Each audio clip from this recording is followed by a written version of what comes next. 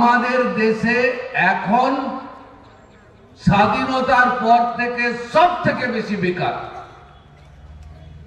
রাজ্যে একজন আছেন, দিল্লিতে আরেকজন আছেন, যারা কেউ 1 কোটি চাকরি দেব বছরে, কেউ 2 কোটি চাকরি দেব বছরে বলেছিলেন ভোট নেওয়ার সময়। ইন্দিরা গান্ধীও একবার বলেছিলেন পরিবার পিছু আমি চাকরি দেব। মমতা ব্যানার্জিও বলেছেন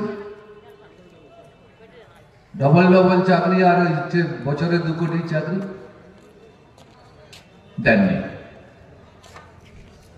তাহলে এখন ভোটের আগে মানুষ বলবে আচ্ছা সেই 2 কোটি চাকরিটা কোথায় গেল?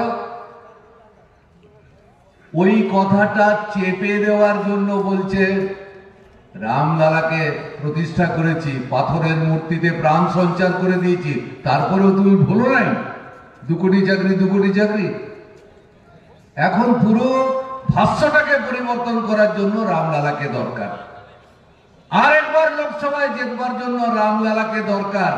রামলালা আপনার ভগবান না রামলালা বিজেপির ভোটের পণ্য, সেইটা আপনি বিচার করুন। এতদিন রামলালা ছিলেন না। 400 বছর আগে মন্দিরটা নাকি ভেঙে ওখানে মসজিদ করেছে। এই 400 বছর আমরা রামলালা ছাড়াই তো এতদিন বেঁচে আছি, ভবিষ্যৎ হয়ে যায়নি। তা সত্ত্বেও আমরা বলেছি আচ্ছা ঠিক আছে মন্দির হচ্ছে হোক। কিন্তু আমাদের রাষ্ট্রের চরিত্রটা হচ্ছে রাষ্ট্র ধর্মনিরপেক্ষ। সরকারের কোনো ধর্ম নেই।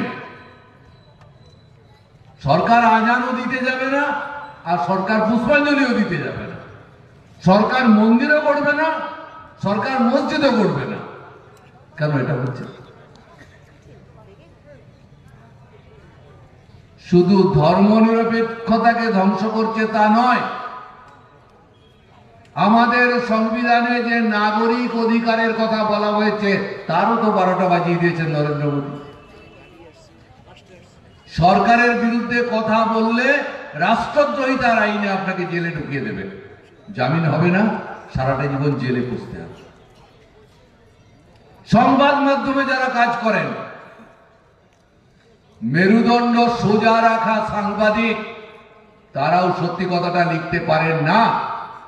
আর সত্যি কথাটা লিখলে তার পরিণতি কি হবে সেও আমি বলে যাচ্ছি। যে সাংবাদিক সত্যি কথা বলবেন তাকে জেলে যেতে হবে। পার্লামেন্টের ভেতরে আমাদের নির্বাচিত সাংসদদের, আমাদের পার্টির এখন অল্প কয়েকজনই আছেন, কোন পার্টির কোন সাংসদের মত প্রকাশের স্বাধীনতা নেই। 146 জন এমপিকে সাসপেন্ড করেছিল, আপনারা জানেন, এই বিজেপি কয়েকদিন আগে। কতগুলো ফৌজদারি আইন সংশোধন করছে। যেহেতু এটা নিয়ে খুব আলোচনা হয়নি, কাগজে লেখালেখি হয়নি, তাই আপনারা জানেন না, পুলিশ তদন্তের জন্য কোনো আসামিকে সর্বোচ্চ 14 দিন হেফাজতে নিতে পারে। মানে হাজতে তাকে থাকতে হবে। হাজত থেকে যখন তখন বার করবে, পেটাবে, তার মুখ দিয়ে যে কথা বলানো যায় বলাবে। 14টা দিন 14 বছরের নরকভোগ হয়ে যায় ওই হাজতে। এইটা নরেন্দ্র মোদীরা বললেন পুলিশ চাইলে 50 দিন পর্যন্ত হাজতে হেফাজতে নিতে পারে। কি দরকার ছিল এই আইনটা? কি দরকার ছিল? পুলিশ তো ভুল করে অনেকে ধরে নিয়ে যায়।